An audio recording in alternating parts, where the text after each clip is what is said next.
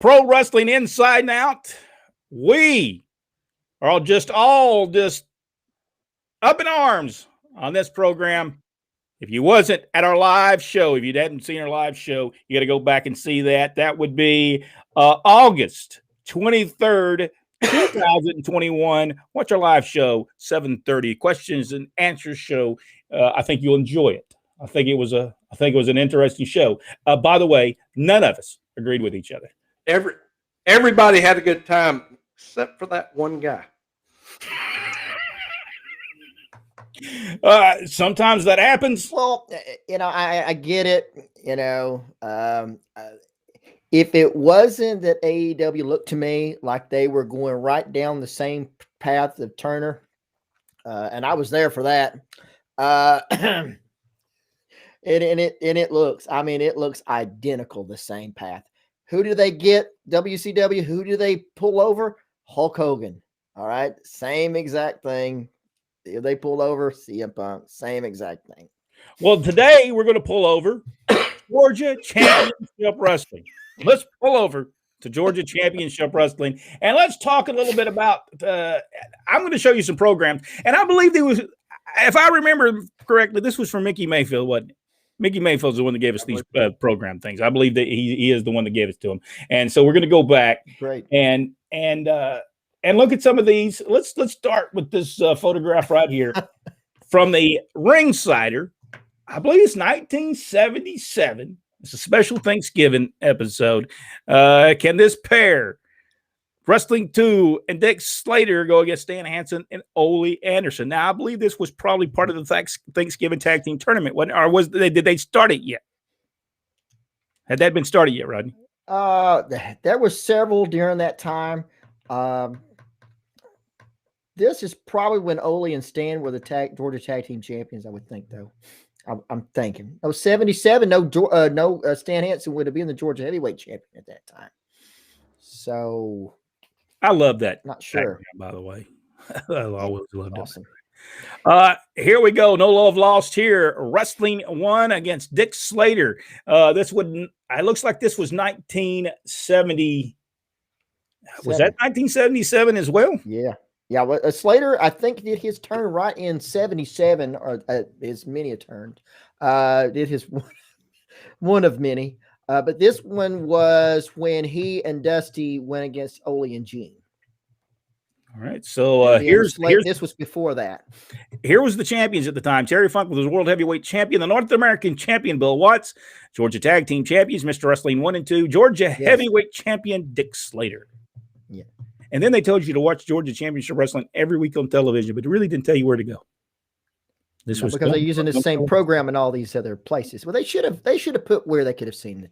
Yeah, on some of the programs they did later on. They had a list of Augusta, Columbus, Macon. Maybe they were preempted that week. That could have been. There's the Ringsider right there. Hold that empty space up at the top, and at the bottom as well. The Ringsider. That's where they were going to put Brett Sawyer's accomplishments.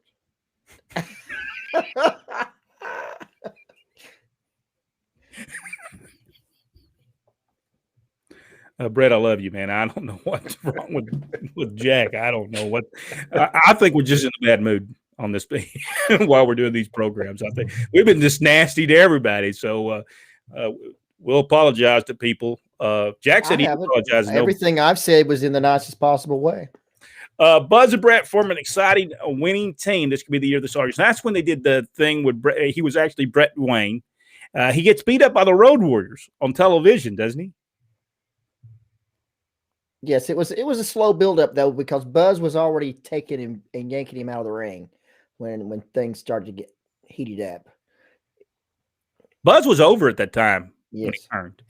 I mean, Yes. he was over.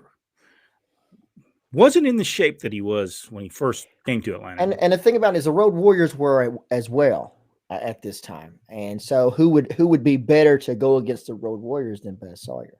Because they knew Buzz Sawyer was kicked to hell. By the way, Buzz and Brett Sawyer did beat, when we talk about the Road Warriors, they did beat the Road Warriors, by the way.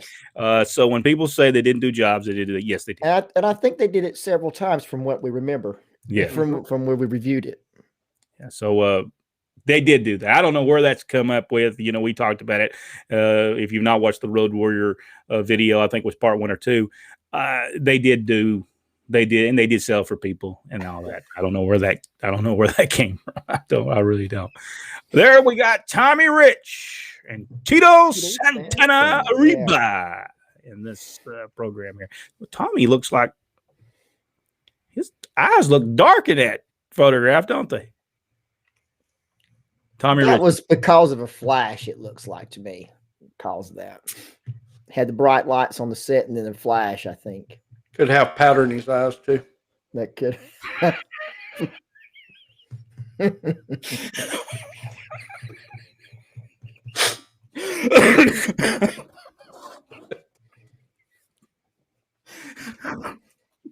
No, I'm not going to edit it out, but that was good. Baby powder. Oh, that's right. That's it. Here is the Wild Samoans with Sonny King. They forgot to put Sonny King over there. Yes. By the way, he called him the Wild Samoan. Never put the S on the end of that. Sonny King did. Sonny King had style. Sonny had style. He would in Southeastern wrestling. He would say Arns Andersons. And then where there was supposed to be S with Jerry Stubbs, he put Jerry Stubb. I think he did all that on purpose. That was his gimmick. And the lollipop. He had the little sucker at the sucker table. Tremendous. What did you think about Sonny King, Jack? Oh, I love Sonny King. I thought he was awesome. He was just a great. And, people talk about, that he wasn't a great professional wrestler. But, man, the man could get over. He knew how. The punches that he would throw.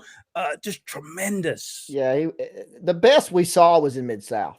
The best we saw was Mid-South. Sonny was on top of his game at that point. There we see the Iron Sheik. USA, Pooey. I've always liked him too. He could stir a crowd up better than I've ever seen anybody Sheik. He could. Here we go now, a different time frame. The World Heavyweight Champion, Ric Flair, the National Tag Team Champions, the Fabulous Freebirds. Evidently, that was only Terry Gordy and Michael Hayes. There was no Buddy Roberts in that picture. Was he already gone by then? No, this was later when they had broke up and then they came back. Oh, they came back. That's right. And this would probably be the program in which they had the National Champions against the World Tag Team Champions with the Freebirds against Ole Anderson, Stan Hansen. The National Heavyweight Champion, Paul Orndorff. Here is the card for the Omni on Sunday, August 15th. Tom Pritchard. They spelled his name right on this one. Tom Pritchard against, Tom Pritchard might have been doing these at the time. He might have been the one that set all this stuff up because he did work the office for a while doing some stuff. Tom Pritchard against Terry Gibbs. Buzz Sawyer against Tito Santana, the Iron Sheik against Brad Armstrong, Super Destroyer against the Junkyard Dog, Magnificent Morocco against Leroy Brown, the Superstar against Ron Fuller. Great match, by the way. That's the night that Ron Fuller hit him with that big drop kick, and the people went nuts. I think it was only about an 8-minute match, but it was a tremendous match. We were there for that. World Heavyweight Championship, Ric Flair versus Paul Orndorff, and the Freebirds against Ole Anderson and Stan Hansen. And I do not remember what happened in the match. Do you remember that, Rodney? The Freebirds actually won. They beat Ole Anderson. They walked out with the belt, but it was it was a whole convoluted thing where the World Tag Team Championship versus the National Tag Team Championship. And then when the Freebirds won, they walked out with the belts, and then they got on television and said it was only an exhibition match between the tag team champions. And we're like, what are you talking about? We got in the car. And I said, okay, what does that mean? Does that mean the Freebirds? Because I asked Dad, does that mean the Freebirds will be going over to Charlotte and defending the belts over there? And he said, "Oh no, they walked out with the belts, but they're not the champions. It was an exhibition match." Like, you gotta be kidding me. I remember. I think it was Freddie Miller. It could have been Ron Allen, but I think it was Freddie Miller that said this match is for the NWA World Tag Team Championship. Yes, they did. It was playing. It was what happened. Yeah, it was some kind of, I don't know what you'd call that, but yeah, we got TV and they were Ole Anderson, Stan Hansen were the champions again. But really the highlight of the night was Ron Fuller against the Superstar. That was a highlight of the whole night. It was a good match. Tremendous match. There we go. Mr. Wrestling 2. Terry Gordy and the Great Kabuki. Loved Great Kabuki. I just, he didn't have the greatest matches in the world. I know, but he had an appearance, and he had such a, I don't know, it was a mystique. And then they blow in the green mist. It's awesome. Is that the first person, Jack, you saw do the green mist? Yes, it was. We were in Chattanooga one night. I'll never forget. The people were all waiting for him to come down. And that's the one time Gary Hart was with him. I don't think Gary Hart was always with him, but he was with them on that particular night. He gets in that Memorial Auditorium, comes off the stage there at the Memorial Auditorium, and people they're booing him and everything. He stops. Surrounds him. And they surround him, but he takes a turn, and he does that turn all the way around. And people just go both ways and run away because they're thinking, well, we're fixing to get the mist. Because did he not do the turnaround and then do the mist most of the time? Normally, yeah. That was the people knew that was fixing to happen. One night in the Omni, he does the thing. He spits the green stuff, and then he does another turn, spits red stuff out. The people went nuts in the Omni. I'll never forget that. The people went nuts. Gary Hart, way before his time. I know Rodney said he invented wrestling, but there was some things he did invent. So he didn't invent the mist. I think it was his ideal to do that. So Gary Hart was a very smart man, and if you watch they were when Gary was booking the San Antonio, Texas part, they had some really good stuff, really great stuff. Here we go. This was the famous Wrestling 2. Yes. Robe tore up. If you go back and watch that tape, it is available on video. It's available on YouTube. If you go watch the tape, the poor kid that the Superstar grabs a hold and is just totally destroyed. It just destroyed him. He's sitting, he's crying. And now when I say a kid, I'm not saying he was 12 years old or nothing. I'm talking he was 20 years old, was crying over this. You remember that, Rodney? He was absolutely crying over it. I'm not mistaken. I believe I was supposed to be picking up jackets on that day, and they switched me out. Well, maybe they didn't. Because some shows, some towns, some days I am picking up jackets for the TV, and I believe I was supposed to be picking up jackets, and all of a sudden, Dad said, "No, you're not picking up. We're going to put somebody else over there." That was probably a reason for that. He's afraid you might get there. He was afraid I might attack him. Take the jet. Oh well, my case would be he'd come at me and I would run with the robe. Because if they come near me, I run. Mr. Wrestling 2 with Robe and Shambles points fingers to the one-man Superstar, and it was tremendous. He said, "You tear this Robe up, and the Omni, I'm going to tear you up." And that was the whole. It did great, but that was the one that Barnett came back and said, "Oh no, we didn't do good tonight." Well, what are you talking about? It was great. We had a good house. You got to watch them promoters. Place could be sold out. People sitting on the steps, and you could have done better. And that was out of the blue, really, with 2 and Superstar. Our father Ron West is the one that came up with the tearing up the Robe. It had been done before. It ain't like it was an original ideal, but he decided that would be good for. And I think there was a shackle match, wasn't he?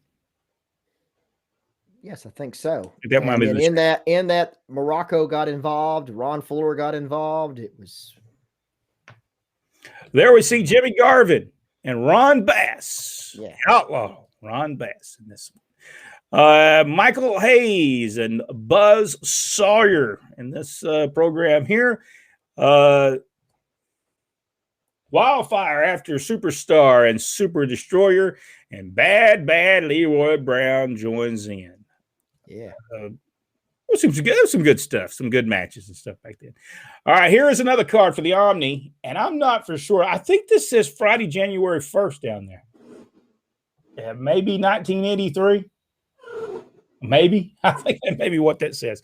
The first match was the Angel against Jimmy Garvin, Ron Bassett. I think it'd been 1982, wouldn't it, Ron? That would have been 1982. I bet that'd be January 1st, 1982. The Angel against Jim Garvin, Ron Bass against Jerry Oates, Kevin Sullivan against El Grande Apollo, Austin Idol against Big Red, Terry Gordy versus Stan Hansen, Texas Death Match, Buzz Sawyer versus Miss Wrestling 2. Now, this occurred at another time to the Superstar in Wrestling 2 because did Buzz Sawyer not help him rip his robe off at one point? Yes. Didn't that happen? Terry Funk, National Tag Team Championship. Terry and Dory Funk Jr. against Bob and Brett Armstrong. I believe at this time Bob was booking. Awesome match, by the way. Yes, that was a great match. The Great Kabuki, managed by Playboy Gary Hart against Dick Slater. And I think the videos, the build up to this is on YouTube. The Assassin against Andre the Giant. If the Assassin loses by pinfall or submission, he will unmask. So in other words, they were going to get a disqualification out of that one. Might as well just tell people. Special challenge tag match: the Superstar and the Super Destroyer against Wildfire Tommy Rich and Bad Leo Brown. I'm not for sure the Omni did tremendous business that night, though. I think we were there, but again, I think I only remember Dory Funk Jr. against Bob and Brett Armstrong. I don't think I remember anything else about the card. There we see Mr. Excitement, Dick Slater, the Funk Brothers, Terry and Dory Funk Jr., the Universal Heartthrob Ostinato, Stan Hansen. And here we go. Robert Gibson against Jim Duggan. I always liked that little movement. That little finishing maneuver he used to do. What did he call that? There was a name for that move. It hadn't been used in 20 years, but Robert did that tremendously. Yes. It was a very that move needs to come back in wrestling, but maybe not. Maybe somebody will break it. I'll try to remember to call him tomorrow and ask him because he got his first granddaughter today. So, whoa! Congratulations! Call him anyway. Yes. By the way, Robert Gibson doesn't get a lot of respect as far as with the Rock and Roll Express, but go back and watch. Robert was very good. And he really deserves more respect than he gets as the Rock because he was very, very good. Go back and see him. I think at the time Ricky Morton just outshined a little bit, but man, he could work, and he was just tremendous, just golden. It was just golden. And right there, that's the on the crew with the 1984 crew right there, Robert Gibson and Jim Duggan. Yeah, Jim Duggan. He's beating Jim Duggan, or Jim Dugan.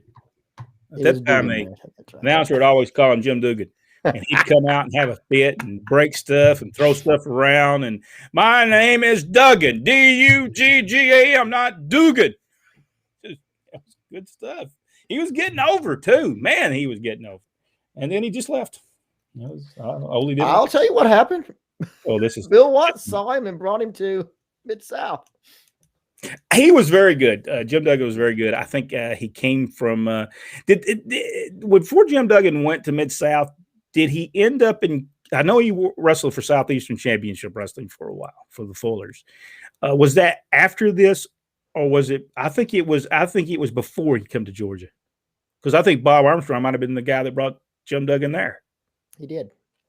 Because I think he might have been wrestling in Southeastern. But Jim Duggan said he when he wrestled – he thought he was going to be called the Convict, and he put a big C on his mask, and people didn't even recognize that it was a C on his mask. He says, "What is that little thing on here?" He says, "It's C. I'm the Convict. I'm the C Convict." He said he eventually took that off because he got tired of explaining to people what that meant.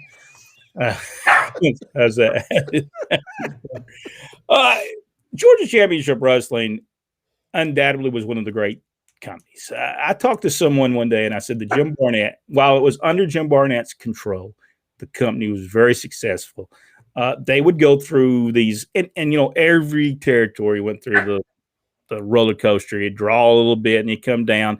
But I'm not for sure back then it was done on purpose back then. It would level out because then they wanted to come back up. I think they wanted that roller coaster effect, so they didn't hot shot the territory and kill it. And I think today there's so much stuff in wrestling done from show to show to show, and every match has something going on that is a hot shot thing in wrestling. And I think back then they wanted it that way. They did not. They wanted to take a while, 4 or 5 or 6 weeks before they did some big angle again after they had just done something. And I think that's probably smart business for a long term wrestling company. And Jim Barnett was tremendous at doing that. Let's go now and see what we've got to say. By the way, folks, some of these things that we may talk about on here is probably from a live show that was done on August 23rd, 2021. We got a lot of people talking. We didn't even get through all the comments. We had so many people discussing. In fact, if you go back and watch that show, you can hear this animal growling the whole time. She was even upset over the whole situation. And I'm not for sure she's upset with me. I'm not for sure she's upset with Rodney. I don't know. Maybe even Jack. I'm not for sure. Maybe she didn't agree with Jack. She's a CM Punk fan too. So well, there you go. So, so she was mad at me or Rodney, one or the other, and she was very upset that we said something derogatory about him. All right, here we go. Let's see. Blended right in with your shirt. We could barely see. Yeah. All right. Aaron Gatlin. By the way, Aaron's got something he wants to talk about, and I think we need to do this on one show. And I didn't get back. I hadn't been able to get back with him, but he'd like to talk about it. He promoted a wrestling show, a reunion show in Dothan, Alabama. I can't remember now what year that was, but and I got to meet him very briefly. He was the promoter. He was one of the promoters, basically, him and some other guy. And he wants to talk about the experiences he had in promoting his show and what's the difference in what he found out about promoting wrestling. And we'll all compare because we've all promoted professionally and been a part of organizations of other people promote wrestling. So I think we'll do that next week on the Supporter Channel and maybe get his thoughts what he wants to talk about. Aaron did say, how would you rate CM showing up to Luger showing up at the mall? I was never a Lex Luger fan either. So what do you think, Jack? I mean, I'm looking at, well, I can see the comparison. Of course, there was nowhere near the crowd. So, but it was a tremendous thing. I mean, it really was. But we also got to remember that he was coming pretty well fresh off WWF at the time. And he had not been successful. No. So I think, it's two different apples and oranges, really. Yeah, he didn't really get over WWF at the time. Rodney, what do you think? You remember Luger? They killed him off. You don't do a big build up like they did with Luger and then beat him. That killed him off deader than a doornail. Did they beat him when he? Yeah, oh yeah. Well, it was a huge. I mean, I would have beat him too, but then I never would have pushed him. So, yeah, you don't make a big deal about the body slam thing, and then he comes off a helicopter, and you do that big build up just to beat him. I mean, I think that wasn't his fault. The title match was actually a count out, if I remember correctly. Yeah, it wasn't. Yeah, but that was the end of his push. Yeah, he was gone. And I'm not mistaken, at the same show that Hogan came out and beat Yokozuna. Was that Caesar's Palace? Yeah, that was at WrestleMania. Was it that following? No, now Bret Hart was the champion. Yoko beat him, and then Hogan comes out and immediately gets a match. That's right. I remember some because Luger was on that show, but Luger was a heel. I think that was one of his first matches. And prior to that show, Randy Savage busted Hogan right in the eye. So, it finally came out that really did boating accident. That's what they said. Yeah, it was a boating accident. All right, the oar went right in his eye by Randy Savage. Let's see. Well, by the way, I don't think that Hogan did anything wrong. Randy was just crazy. That's just crazy. I'm not a Puck fan, but he got a great pop. Yes, he did. Yeah. Yes, he did. I was very impressed, by the way, and I could see the emotion, and I missed that in wrestling business, the emotion. Just checking in, fellows. Richard Hood, Terry Funk. He's talking about it. We showed a picture of him on our programs there. By the way, thank you, Mickey Mayfield, so much for those. We've got some more too that we're going to share. We'll probably share those on another episode because he sent us a ton of them. I mean, he had like 8 years worth of programs. Greatest of all time. I talked to him just a few days ago. Yeah, Terry Funk. He won an award, didn't he, just recently? Or they gave him an award? Yeah, I can't remember what that was for. Michael Barr said, Rodney, you say things in the nicest way. That's right. And it's arguing your point as well. Okay. Stuart Kemp said, I finally got it. I'm not for sure what he got. He finally got in. Got on. Jack has jokes tonight. And I wasn't even kidding.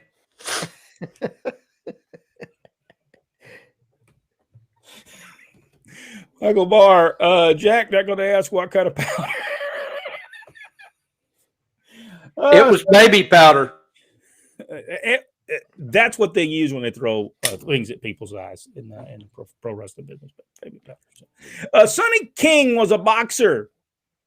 Yeah, you know what? I was like, and Sonny was such a nice guy. He was such a nice man. I remember we were out in Pensacola. He had a lot of time off in Pensacola, by the way. It didn't work out. But we were there, and we were out. We lived on the bay of Pensacola, and we were flying a kite, and we wanted to see how high we could get this. But we found out that a kite really don't go up. It just goes out. It don't really go up. So we just kept on tying these things off, going to the store, buying more. And Sonny was right there with us. Oh, come on out, pull that thing up, pull that up. Yeah, get that thing up there. Let's see how far we can get this thing. Well, finally, I guess the wind got too much and it broke. It broke. And he said, well, that's the end of that. Yeah. And then you looked at it and said, well, there's the finish. That was the finish. He said, it's kind of weak. It's kind of a weak finish.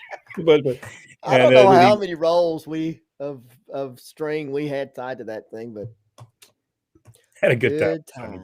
Sonny was a great guy. We were in Pensacola, Florida one night, and they were booing. The fans were booing Sonny King. They were, hey, you go have yourself. I mean, they was just giving them down the road, shooting them birds, cussing them out, and Sonny was getting right back on them. He was on the stage, and he was getting right back on them. The whole bunch of them. There's about 30 or 40 just cussing him out. And Sonny at the end of it said, okay, guys, I'll see you next week. Okay, Sonny, we'll see you next week. They were working with him just like he was. I mean, me and Rodney looked at each other and went, what? What was that about? So by the way, folks, when people tell you wrestling fans, all of them believed wrestling. No, they did not. No, they did not. People liked wrestling because it was done in a fashion that it was believable to people. And it's not that they went home and believed. Some did. Some did. Some people still do. So it didn't matter how many times a year. But it was a funny time. And I think that might have been the same night that Franklin Hayes, a.k.a. John Tatum, shot a bird in his first match and got fired first night. I think that might have been the same night. Didn't Sonny train Junkyard Dog? I don't think so. Because Junkyard Dog was trained up in like Ohio or something. And I don't think Sonny King was there at the time. So, no, I don't think so. I'm not for sure who trained Junkyard Dog. I don't know that we know that. Jack could have used the duct tape for your tire earlier. Jack, did you have a problem with your tire earlier? Gosh, I did. It's an all-day process of getting a flat fixed. And I'm talking from 10 o'clock this morning until 5 o'clock this afternoon before I finally got it done. Wow. Well, no wonder you were in a bad mood. Well, I've got a good guy here in Cleveland who will take care of that for you. 10 minutes and you're in and out. There's no problem there. Well, when I say Jack was in a bad mood, I think it might have been me. I'm not for sure. No, it was me. It's definitely me.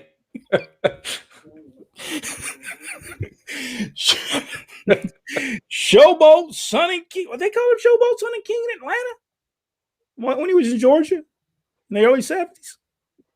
I didn't know this. I learn something new every day. I did not know they called him Showboat Sonny King. Rick Brooks says, hello, insiders. Michael Barr, did many of the larger or smaller wrestling organizations make these programs? Yeah, I think everybody made a program back in those days. That's the way they made their money. They didn't really do a lot of T-shirts. And we looked for them when we went in. Our dad would bring them home at night after certain shows. We'd go through his bag to get our program. But if we were there live at the show, we got us one. And by the way, what the maxes were. Everything that I've got, the TV formats and all that kind of stuff, Dad would most of the time throw them in the garbage. I just went and got them out of the garbage and took them back to my room. Kept all that stuff. They probably got mad if they. You're right. They'd been really mad. They didn't know what they didn't know. Didn't hurt them. But that stuff would have been gone. Nobody would have ever seen it. I'm the one that kept it. And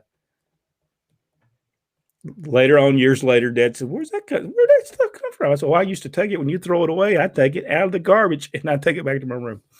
And he said, "Well, I didn't know that." But they probably would have got mad. Michael Barr, Rodney. I'm not one to get easily offended, but I'm coming out to get your belt. He's coming to belt. He's going to, he's traveling a long way to get your belt. That's right. Champion right there, it says. I mean, from Dothan area to Lafayette, Georgia, that's a good, 7 hours? And I'm telling you, Michael, he's still going to make you buy a ticket. I know him. Even if you're coming to wrestle, you got to buy a match. You're getting in the ring. The bell rings. Excuse me, sir, but could we see your ticket first? That's right. We get security. Now, by the way, Brian says get in line. Michael says get in line. He's coming for that. He's coming for that title as well. Richard Hood said Gary Hart got the idea of kabuki mints from the ingredients his wife used in making cookies. Very interesting. I'd love to get that book. Man, I'd love to get his book. They say, though, that it's like gold at this point. Yeah. It costs more than gold. Michael Barr, did he not leave his book rights to anybody? He's got kids. So you'd think they would capitalize on that because it would be huge. I mean, they could really make some money. No boxing guy, thanks. I have my hill part down pat, and I was here and have to be waiting for a long time for that time. We all play the hill sometimes, Sometimes it's me, sometimes it's Rodney, sometimes it's Jack. We all have to play that part at some point while we're in the game of professional wrestling. Let's see, maybe so, Michael Barr, but there's a new hill in town, a bigger, better, more beautiful, so bad. They're cutting promos on people. I'm telling you. They will go ahead and use the new Fame promo thing. All right. Hey, by the way, I'm looking on eBay. Gary Hart's book is only $475. Wow. Oh, man. What a bargain. I'll get right on that. Well, there's another one down here. If you can't get those, for $1,500. Michael Barr also said, they said, Brent, you were right. Without great baby faces heels, there will be no wrestling. Leave out the shades of gray. I think we all agree that a show has to have bad guys. I mean, a movie's not going to be good if you ain't got no bad guys. Yeah, that's one thing Cody Rhodes said here not too long ago that I totally disagreed with, and he said that everybody is in a gray area now. There's no such things as heels and babies, and you have to. That is one of the core. It's like the lockup never changes. Good against evil. That's the core of it. That's the core of even a great movie. Yeah. And that's the reason that when we go back through the list of great rivalries, Cody Rhodes' name's not in one of them. Hey, look, y'all know my Star Wars obsession. I like Darth Vader, but I don't cheer for Darth Vader when the movie's playing. Darth Vader ain't real. That's right. But you get into it while you're watching it. It's the same thing with, I used to love Lost. 24, tremendous. I knew Jack Bauer was the babyface. I knew he was. And I knew that almost everybody else was the heel on that thing. And there were a couple other baby faces in that show, but you knew it. You knew who the good guys was. You knew who the bad guys was. So you was rooting for Jack Bauer to kick some tail. I've been going back and watch those shows, by the way. Still tremendous to this day. Wrestling 2, Mass courtesy of Jerry Cherry. Poor old Jerry. Mass gimmick, whole career. He was just not making anything. He was way off. Tommy was sharing the baby powder at times, I think. Yes, boxing guy, Brian the Barrett, and you're chatting with him. Man, they're doing the whole gaming on here. Look at that. We're gonna have to sign y'all for the semi-main event. That's right. Hey, you still got to buy a ticket. That's right. Telling you. I'm gonna be honest with you. I don't step back in the ring. I'm like CM Punk. I quit 20 years ago, and I'm not getting in the ring with you. I'm telling you right now. I'm going to hire people to wrestle. If I was one or the other, I would watch each other's back, because when you go for the tag, I'm afraid they might not be anybody there for you to tag. Short arm tag. Whoops. I think they might turn on each other. Man, now, see, if you come after the three of us, I'm the only one that's going to stand there, because I'm the only one that can't run. I can't. I'm not. I don't want to fight, but I can't run. Going to get heated here in a New York minute. Thank Brian. That's all cool. He also said maybe we should tag up and take on Brother West. I think we already did that. I think it came on there twice, didn't it? They need to eat and take more Wheaties. Yeah, I'll tell you what, my back is in such bad shape. You slam me once, I'm not getting up. I'm going to just be there. I took a spear 2 years ago, and I'm still not over it. Wow. Hey, he said he may even let you carry his belt there, Michael. Michael Barr also said Ricky Gibson was a great back. He was. He was so good. I thought that Ricky and Robert were a great tag team. They came to Atlanta for a while, just a brief time. I mean, I don't think they was there maybe 3 or 4 weeks, but I thought they missed the boat with them. I thought they could draw a lot of money with them at the time, but they just didn't. They didn't stay. There was another Kabuki spelt different that worked in Detroit in the '60s. Forgot his real name. Yeah, he was the guy that he patterned the Great Kabuki over. Gary Carter actually brought him in. And one of the Texas, whether he's in San Antonio or whether he's in Dallas, and actually brought him in for a while and to get all the information from to create the Kabuki.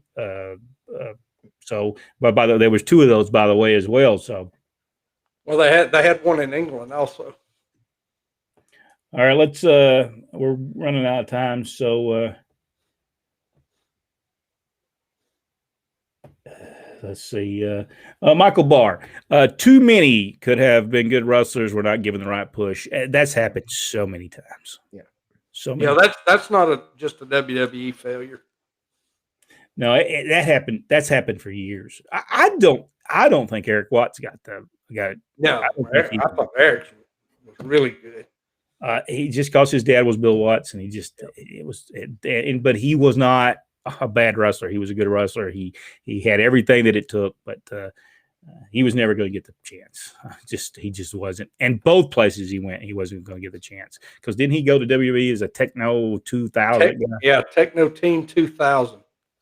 I mean, that was groomed for either failure or top notch, and top notch was not what they wanted. Yeah, that was not the gimmick to have. I miss the old territory days, and Ron was the referee those territories. Oh, by the way, our father did not mind getting the heat. He would, the more the merrier. If he could get a fan to come in the ring and he could kick them, that was his. True story. Aaron said that the Magnificent Pedro was a promoter of that program. Yes, I know he was the promoter of that program. I believe, though, that you might have been the investor. I'm not for sure. I don't think Pedro had the money to do that. Maybe he did. Rick Brooks seen Sonny for the first time in '67. If you go back and watch older tapes of Sonny King, go back and look at those tapes in the '60s and the early '70s when he's wrestling for Jerry Jarrett back in the early '70s. Oh man, Sonny King could go. Jack, did you work Pensacola? I didn't work the territories when they were running Pensacola, but I wrestled several times in Pensacola. Panama City, all through there. Jack, Brent, and Rodney, just look back at the days when you and Ron West, along with all those old school pro wrestlers, traveled place, and I enjoy every moment of that. I enjoy it every moment. There was times, and we try to tell guys today, sometimes when you talk to them, enjoy the ride you're having. Yeah. Because eventually that ride will be over. Yeah. And enjoy it. Enjoy that time, because there is going to come a time it's not going to happen. And just be happier there. And when somebody tells you, hey, go out there and just do it. Just have a good time with it. Just have a good time with it. Because that's those days you'll be older and can't do it, and you'll be going, man, I wish I just had a good time doing what I was doing. And unless you can just win the lottery, then you might not care. Let's see. How do I sign for a ticket if I'm blindfolded? Just give me your wallet. I'll take care of it. Yeah, we'll take care of it. By the way, for you, it would take 2 tickets, one for each hand, to get in. Sure. Ricky Gibson should have been world champion. Ricky was so good. Yeah. Oh, just tremendous. Who is the ref for the matches? Charlie Smith. He will not buy a ticket. No. Now, I'm pretty sure Charlie will probably try to get in touch with you and sell some gimmicks there. That's right. Let's see. Tiger Conway Jr. should have had a bigger push. I think I agree with that as well. Yep. Jack, Brent, Rodney, thanks for the show, Pro Wrestling. I enjoy the great shows and chat about old school wrestling in hopes this continues to grow. And that's what we're hoping as well. That's the reason we're going to do a original programming to see if we can grab more people's attention, and we think that people will like it because it'll be different. It'll be a different product, and I think people will enjoy it. It'll give them that old school feel that they've been missing. One day we'll look back and be curious as where the time went. Michael, you are certainly true. I did not think when I look back at 1989, really 1996, when we got out of wrestling business together, you don't think so many years have went by. And you wake up and, you're 25 years later and you're going, man, where did the time go? So have fun. If you're a professional wrestler, have fun with what you're doing. Love the guys. Love the show, guys. Thanks so much. Can't wait to talk next Monday. Yes. Remember, Brian, I will write that down when I go and Jack and Rodney. And I am going to do my best to try to finish the book too. And we'll talk about the book, and we'll talk about some other stuff that he wants to talk about on the next show. All right, thank you guys so much. We certainly do appreciate it. Make sure you join us tomorrow night. I think tomorrow night we're going to look over this magazine right here that Daniel gave us. As you see, we've got Jack Briscoe on this one, superstar Billy Graham, the Sheik. I think that's Story Funk Jr., Bruno Sammartino, Pedro Morales. This is from 1973. 1973. We'll take a look at that. There's a very interesting article in here about a guy named Jay Graham. Jay Graham. He had one match in his career in professional wrestling. We'll look at that on the next video right here on Pro Wrestling Inside Now. Thank y'all so much, and we'll see everybody on the next episode of Pro Wrestling Inside Now.